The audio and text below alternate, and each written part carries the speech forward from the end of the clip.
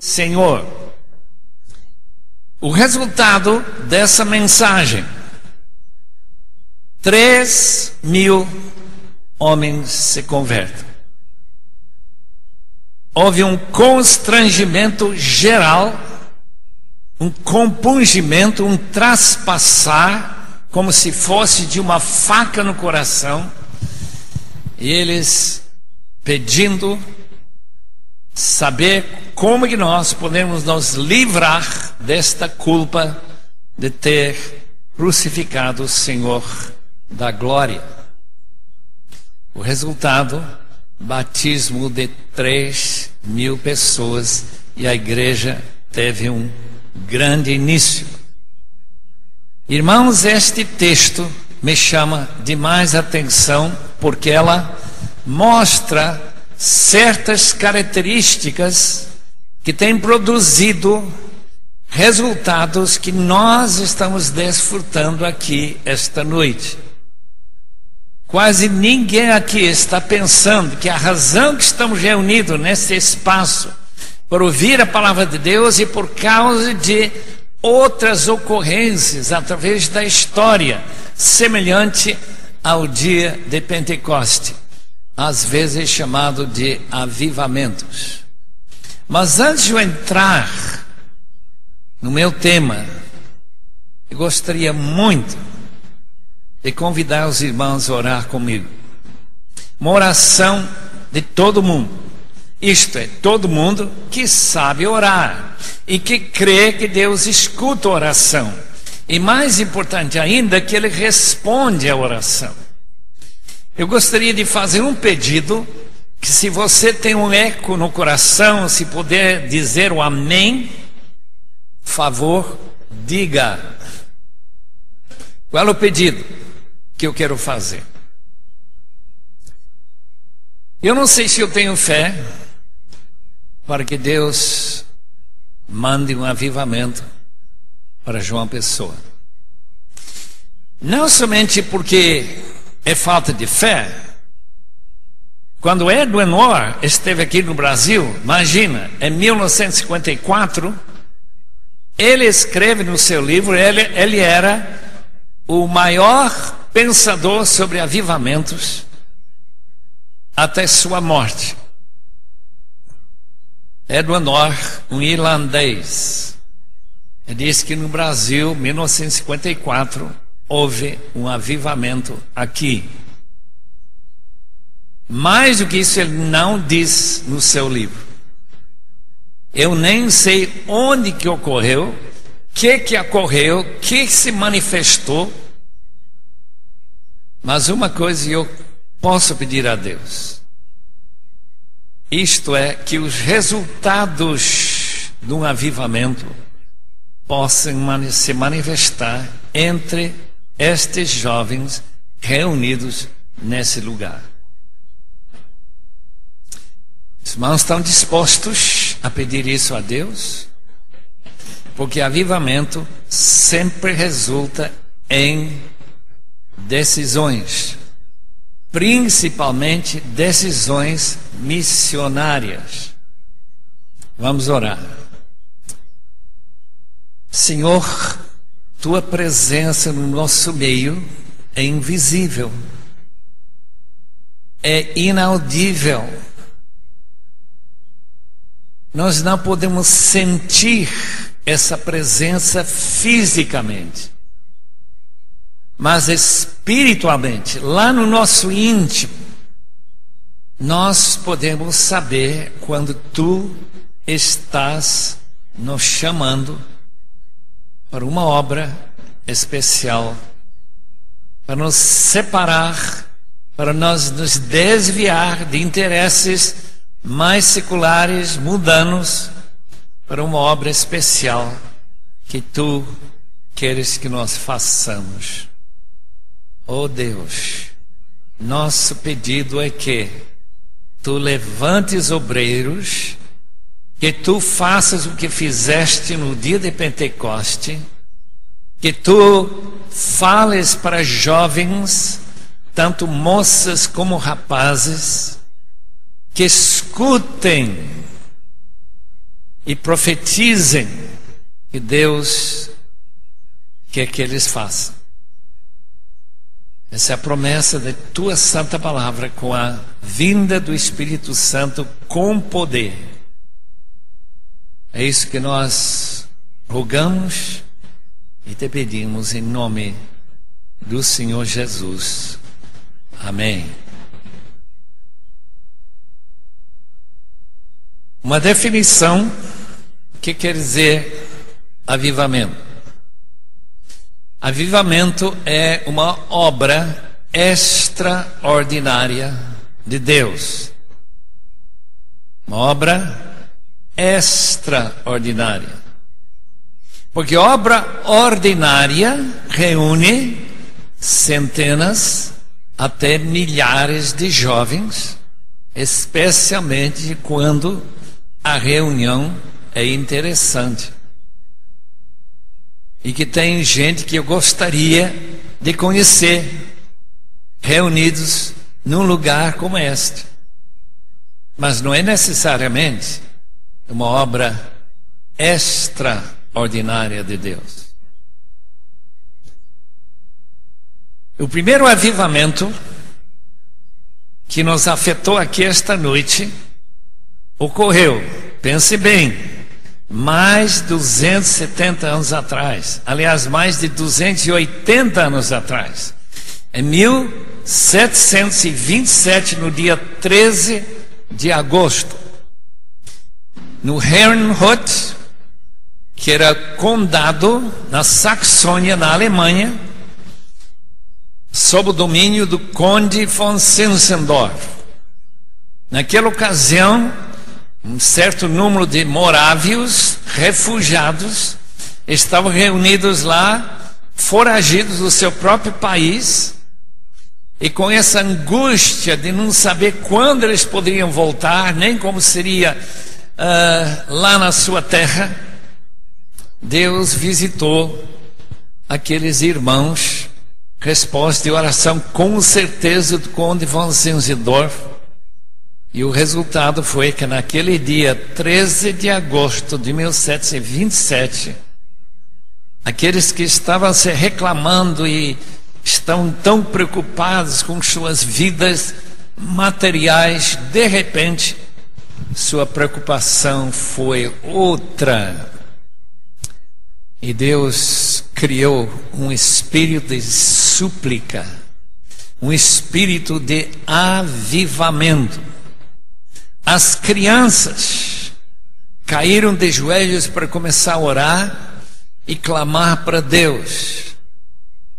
Quando havia reclamações sobre obrigação de assistir um culto por dia, agora eles pediram 3 cultos. Não somente isso, mas começa uma reunião de oração que dura 100 anos sem parar. E o interessante para nós aqui esta noite é que começou um grande movimento missionário.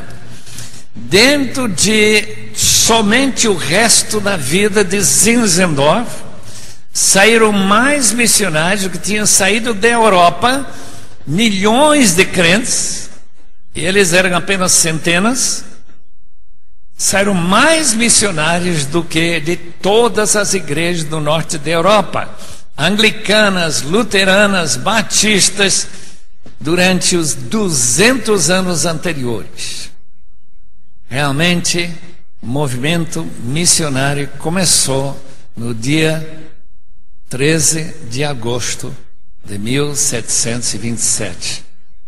Tal como a igreja começa aqui no dia de Pentecostes, a igreja mundial começou naquele dia. Saíram missionários para a terra dos esquimós, saíram missionários para a África, ainda que naquela época, 280 anos atrás, era muito complicado viajar. Dinheiro eles não tinham. Um casal de jovens, dois rapazes, saíram com pouco mais de 20 anos, a pé para Hamburgo, pegaram um navio, onde eles trabalharam para pagar a passagem, chegaram no Caribe para cortar cana e ganhar os negros escravos para Cristo. Irmãos, os morávios começaram um movimento extraordinário de Deus. E quando João Wesley estava voltando da colônia de Geórgia, no navio ele viu alguns morávios e ele ficou encantado, porque durante uma tempestade em que a vida estava pendurada num fio, os morávios não mostraram medo nenhum, prontinho para chegar na presença de Deus. John Wesley se converteu de verdade em 1738, isto é, 11 anos depois. E no dia 1º de 1739, João Wesley ficou cheio do Espírito, como no dia de Pentecoste, e aquele irmão mudou a história do país. John Stott fala sobre Wesley, que antes de Wesley e depois de Wesley é um divisor de águas. O enchimento desse homem com o Espírito Santo chegou a mover milhares e milhares de ingleses a se converter. Começou a pregação no ar livre e se reuniram 5.000, 10.000 pessoas de uma vez. Ele pregou 5 vezes por dia, normalmente, andando a cavalo 30 quilômetros cada dia, 400.000 quilômetros na sua vida. Saúde, não sei de que animal que nunca fica doente.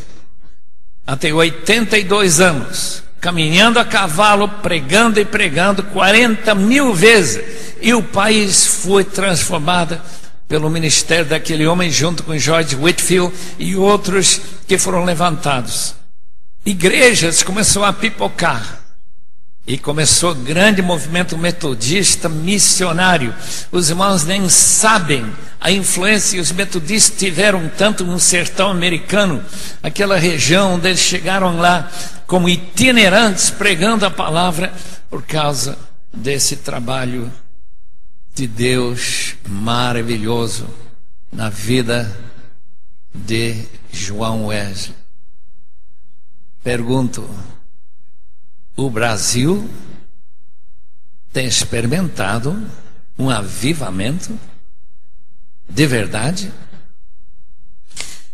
Em 1990, 20 anos atrás, no mês de outubro, a revista financeira, totalmente secular, publicou um artigo de John Markham Jr. Aquele senhor, nem crente era, diz que Chile, Guatemala e o Brasil estão passando por um avivamento. Aqueles mesmos acontecimentos que aconteceram na Inglaterra há 250 anos atrás estão ocorrendo aqui também. Muita gente se convertendo, pessoas caindo, pessoas falando em línguas, igrejas carismáticas. Esses fenômenos que ocorreram na Inglaterra estão ocorrendo aqui também. Boa observação. O outro comentarista daquele artigo, um brasileiro, diz que os evangélicos são seguros, os evangélicos são disciplinados, os evangélicos são éticos. Os irmãos concordam? Porque sabe de uma coisa sobre avivamento? Está aqui no livro de Atos, capítulo 2, que quando Pedro terminou sua mensagem, Esses milhares de pessoas sentiram tão mal, que eles não vieram porque houve uma insistência, venha para frente.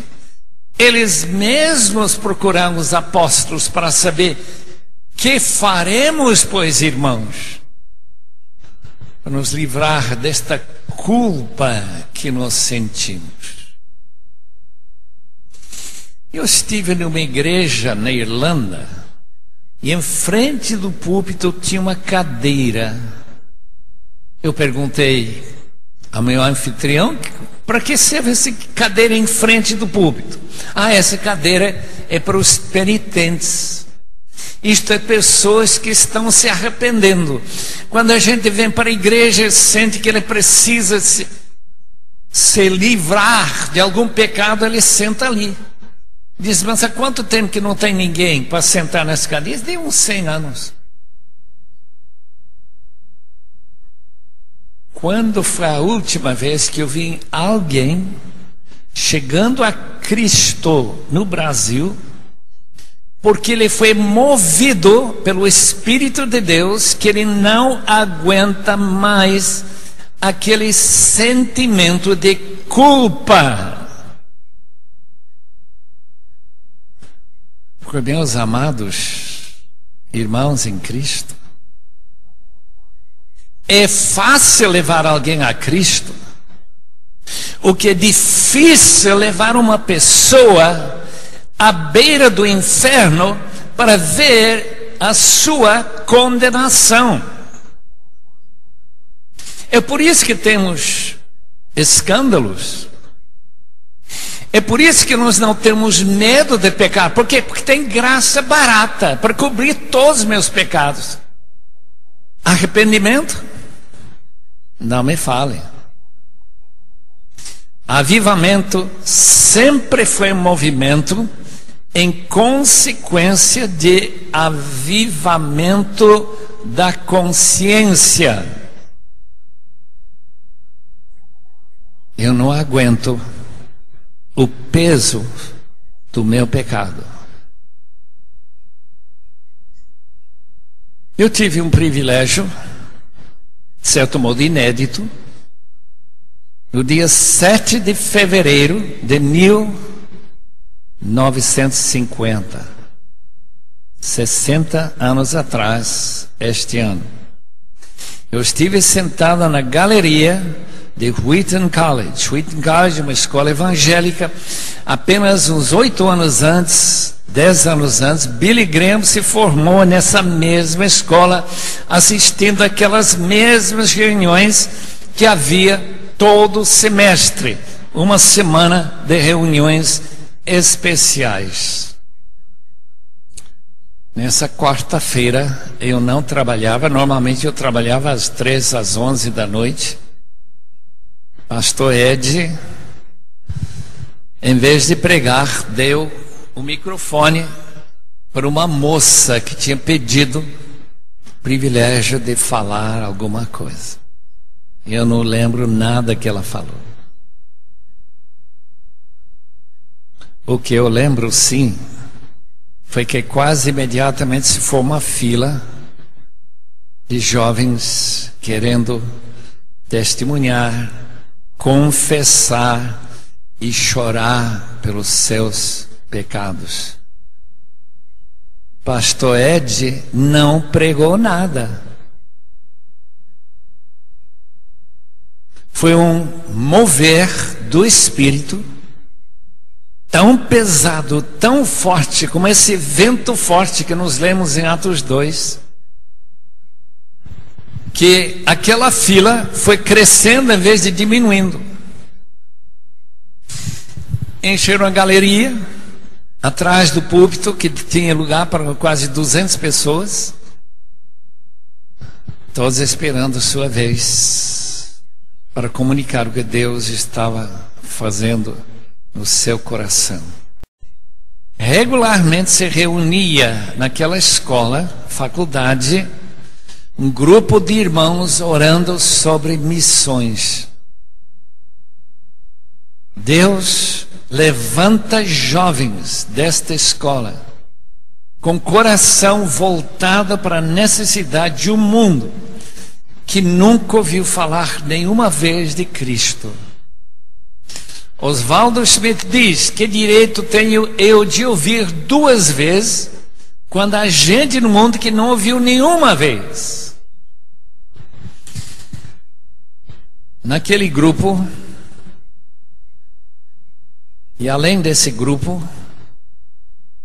havia 560 jovens que saíram daquela turma para espalhar-se no mundo inteiro como missionários. Irianjaya, Guatemala, América Latina toda. Eu estive em Singapura. Quem estava lá? Um colega daquela época. Missionário nas Filipinas. Em todo o mundo. Europa, África, Etiópia, tal como lemos nesta lista, todas as nações do mundo. Por que, Senhor? Por que essa época, em 125 anos de vida daquela escola, nunca houve nenhum grande mover de missionários saindo? Até o avivamento de 1950. Edwin Orr está muito certo. Avivamento que não produz arrependimento profundo, um verdadeiro ódio pelo pecado, que juntamente com amor a Deus produz o desejo de sair da sua terra sem olhar para trás e falar de Cristo, numa terra em que a língua é completamente diferente da sua língua, onde a comida é ruim demais, e você imagine que talvez eu vou morrer de fome, porque a comida é tão ruim. Eu lembro uma carta, um amigo me escreveu lá de Papua Nova Guiné. Diz: aqui o povo come tudo que anda sozinho. Se o bicho anda, dá para comer. Só imaginar, meus irmãos, quanto bicho eu não quero comer, porque anda sozinho. Este mover do Espírito, queridos irmãos, que o avivamento traz relativo a missões, é fundamental para chegar nesse país. Veja um paísinho desse tamanho chamado Coreia do Sul. Apenas metade do país. Os 30 milhões de habitantes. O avivamento na Coreia do Sul levantou as maiores igrejas do mundo. Todo mundo já sabe que a igreja de 700 mil membros está em Seul, na Coreia. Os irmãos sabem que a maior igreja presbiteriana do mundo está em Seul, na Coreia. A igreja maior batista do mundo está em Seul, Coreia. Esse país tem as maiores igrejas. Mas o que me impressiona com os coreanos, eu tenho trabalhado com alguns deles, é que quando eles, tocados pelo Espírito, sentem a necessidade de reunir às 5 da manhã, encher a igreja antes de ir para o trabalho, às 6 da manhã novamente encher a igreja com outro grupo de pessoas e sair para o campo missionário. Eu tenho tristeza de dizer que Coreia do Sul tem 3 vezes mais missionários transculturais do que o Brasil. E a única explicação que eu posso dar para os irmãos é: Coreia do Sul passou por um grande avivamento. Deus fez uma obra extraordinária nesse país. Eu estive na Escócia em 1953, quando eu passei lá na costa oeste da Escócia e olhava para um ponte de um monte de uma das ilhas das Hébrides. Na ilha de Barvas, tinha 2 mulheres de mais de 80 anos que chegaram pastor da igreja, disseram: pastor, igreja morta, igreja que não evangelizava, igreja não fazia nada. Pastor,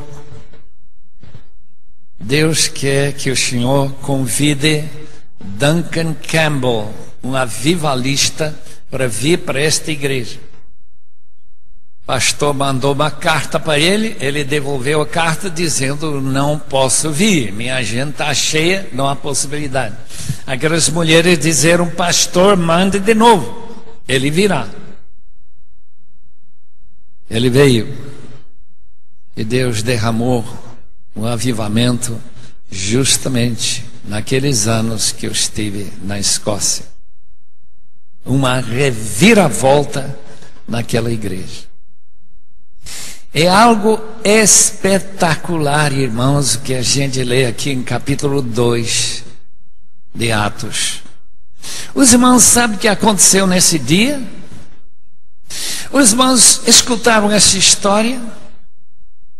Pessoas ouviram a palavra de Deus, as grandezas de Deus, as maravilhas de Deus em sua própria língua nativa. O normal para Pedro era falar em grego, porque todo mundo, era a língua franca, todo mundo entende grego. Sua mensagem em grego, o Novo Testamento escrito em grego. Por causa de Alexandre o Grande. Mas todo mundo tinha sua língua materna, língua de casa. Eles ouviram aquele som e ficaram completamente maravilhados. Por quê? Essa gente que nunca aprendeu Licaônia, nunca aprendeu a língua persa, essa gente que nunca aprendeu latim, está falando a nossa língua, árabe. E eu não sei que outras línguas que se falava lá na terra Cirene, norte da África. Queridos irmãos, estas maravilhas que nós lemos aqui em capítulo 2 ocorrem ainda. Eu li o caso de um casal de filipinos, queria tanto poder evangelizar na China. Eles chegaram lá, não havia ninguém para interpretar. Ninguém. Eles ficaram tão desanimados e se caíram de joelhos: Senhor, nos ajude, porque nós fizemos essa viagem, nós temos coração ardendo para falar de Cristo para os chineses. E o que acontece? Nessa noite eles falaram chinês perfeitamente. 3 meses depois, eles começaram a entender o que estavam dizendo. Já pensou? A gente faz esses sons, o povo escuta como chinês perfeito, sem erro gramatical, escuta as grandezas de Deus, e 3 meses depois eles começam a entender algumas palavras que eles mesmos estão falando. Não é maravilhoso isso? Isso que aconteceu no dia de Pentecostes.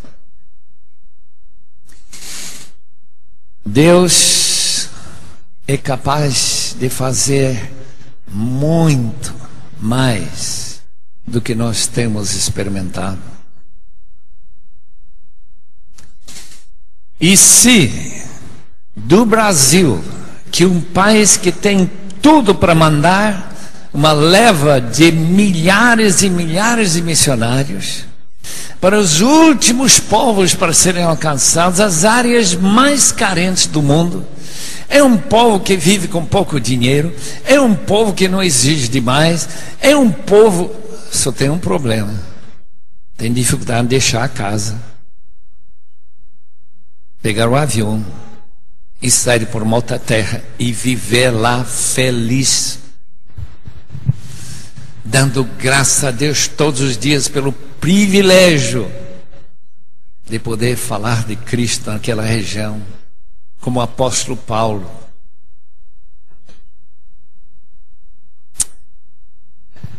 Irmãos, Deus tem feito coisas maravilhosas nesse mundo, nesses últimos 150 anos, que não dá para os irmãos imaginar. Hudson Taylor, meu irmão mais velho, se chama Hudson por causa dele. Ele foi um médico inglês que sentiu um peso tremendo missionário para levar missionários para o interior da China. Quantos missionários? 1000 missionários. Por quê? Porque todo aquele interior da China, com centenas de milhões de pessoas que nunca tinham ouvido nenhuma vez o Evangelho. A costa tinha sido evangelizada até certo ponto, mas o interior não.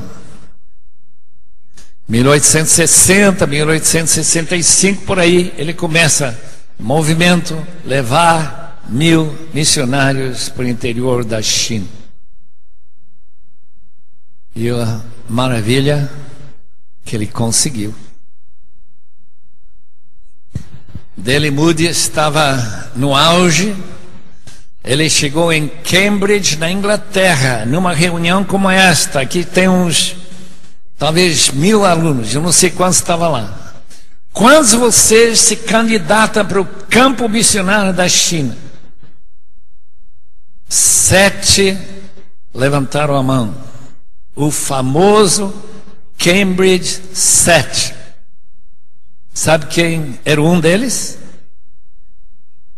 Irmão do futuro prefeito de Londres, o Pelé da Inglaterra, no jogo de cricket, que era tão famoso naquela época como era futebol no Brasil. Ele disse: eu vou. Ele foi com essa missão de D.L. Moody. Quando os missionários todos foram expulsos da China em 1949, 80 anos depois de Hudson Taylor, aqueles missionários, havia 800.000 crentes na China. Os irmãos sabem que Deus tem feito com Mao Tse-tung e as forças comunistas. Disse um pastor chinês: Deus usou Mao Tse-tung, líder dos comunistas, para evangelizar a China. Como é isso? Aqueles tropas comunistas que decapitaram o tio do meu companheiro de quarto, naquela mesma escola de Ruita. E sua esposa Beth, em 1934, as forças comunistas reuniram, pegaram eles, deram opção para sair do país, expulsos do país, se negassem a Cristo. Se não negassem a Cristo, fora a cabeça dos dois, deixando uma menininha de 1 ano, menos de 1 ano. John e Betty Stam foram decapitados naquela cidadezinha no interior da China. Como que Mao Tse-tung e essas tropas evangelizaram a China? porque criou uma situação seguinte. Disse um pastor na China: nós não temos seminários, nós não temos Bíblias, não temos pastores, nós só temos Deus. O que os irmãos acham? 80 milhões de crentes na China hoje. Crescimento como nunca houve na história da igreja. Tem ocorrido nesses últimos 50 anos. Onde? Num país que mata crentes. Eu estive com um irmão chinês. Ele disse que ele viu seu pai, que era pastor, fuzilado diante dos seus próprios olhos. E ele, como jovem, campo de trabalho forçado. Mas Deus movendo com seu poder de avivamento para salvar milhões de chineses. Queridos irmãos jovens, vocês estão dispostos a fazer a vontade de Deus, custe o que custar? É somente jovem que tem essa atitude. O maior movimento missionário de todos os tempos começou na Inglaterra ou na América com o movimento estudantil missionário, porque se movimentou na terra anglo-saxã. George Wishart se ajoelhou diante de um monumento de um dos primeiros missionários que saiu da América, Williams College, lá em Massachusetts, e ele orou assim: Senhor, faça de novo o que tu fizeste há uns 80 ou 70 anos antes. Faça de novo. O que Deus fez? Foi de juntar jovens ardendo por amor missionário a passar pelas escolas da América, da Inglaterra, e convidar jovens a se engajar no trabalho missionário, evangelizar o mundo em nossa geração, isto há 100 anos atrás. O primeiro congresso missionário foi falado um dos líderes desse movimento estudantil missionário, chamado John Mott, e foi o grande tema de sua mensagem: evangelizemos o mundo inteiro em nossa geração. Não conseguiram, tem muita gente para alcançar ainda sem Cristo que nunca tiveram oportunidade. Mas eles prepararam uma folha que dizia mais ou menos o seguinte: eu não vou para o campo missionário, por quê? Porque eu sou totalmente aleijado, eu não tenho possibilidade de ir. Número 2, meu vizinho não foi, então eu não vou também. Boa razão. Número 3, eu preciso de tempo para pensar. 20 anos, por favor. Então, 20 anos para pensar sobre o assunto. Número 4, eu já pensei 20 anos, estou precisando mais 20 anos, ainda não deu para decidir, e assim por diante. Eles colocaram todas as razões para não ser missionário. No fim, aquele movimento reuniu 100 mil assinaturas que dizeram o seguinte: se Deus não me parar, eu vou para o campo missionário. Quando o Brasil tomar uma ação como esta, que nada vai me desviar do trabalho missionário transcultural, ao não ser Deus. Deus que vai me desviar, impossibilitando que eu vá. Queridos irmãos, o Brasil precisa despertar. Dia de Pentecostes é um avivamento em que Deus toca tão profundamente que você não tem nenhum desejo de fazer outra coisa, tanto como você desejaria servir a Deus no campo missionário.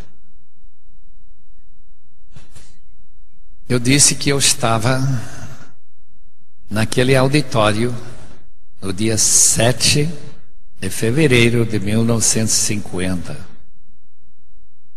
Quem estava lá foi também Jim Elliot, Ed McCully e possivelmente Nate Saint. Eu não sei se ele estava lá ou não. 6 anos depois eu vi as manchetes que eles tinham morrido na Amazônia com lanças passadas pelo coração. Meus colegas da escola, de classe, bem conhecidos, presidente da nossa classe, quando a viúva ouviu do capitão, ela escreveu no seu diário: hoje o capitão nos informou que ele tinha avistado um corpo flutuando no rio Curaray, no Equador, um dos rios tributários de Amazonas. Quando eu recebi essa notícia,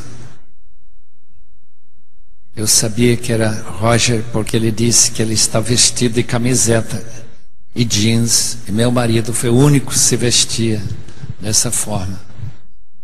Meu coração se encheu de alegria. Encheu de alegria, porque ele foi digno da sua morte. Eu tinha lido dia anterior Salmo 48, 14. Os irmãos sabem o que diz? Salmo 48, 14. Tu és o nosso Deus e serás para todo sempre.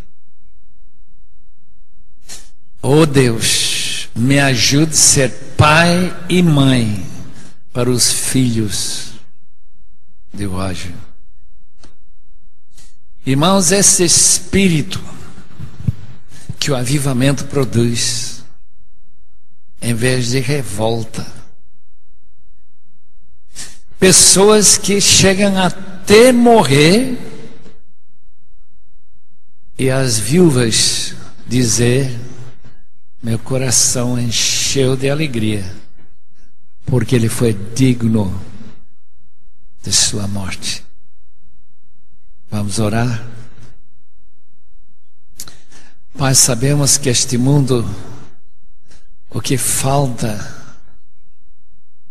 em termos de evangelistas, obreiros, sempre escassos, sempre faltando, como tu falaste há quase 2000 anos atrás, que só se preencherá esta falta com oração. Oh Deus, mande avivamento para o nosso país, avivamento de verdade, avivamento de sentir o que significa nunca ter ouvido falar de Jesus e ser condenado. Oh Deus, tem misericórdia por nós não fazermos caso daqueles que nunca ouviram, nunca tiveram oportunidade, nunca foram evangelizados, nunca receberam essas boas novas eternas de salvação em Cristo. Oh Deus, mande um grande avivamento neste país, em nome de Jesus. Amém, Senhor. TV IBJP, a TV da Primeira Igreja Batista de João Pessoa.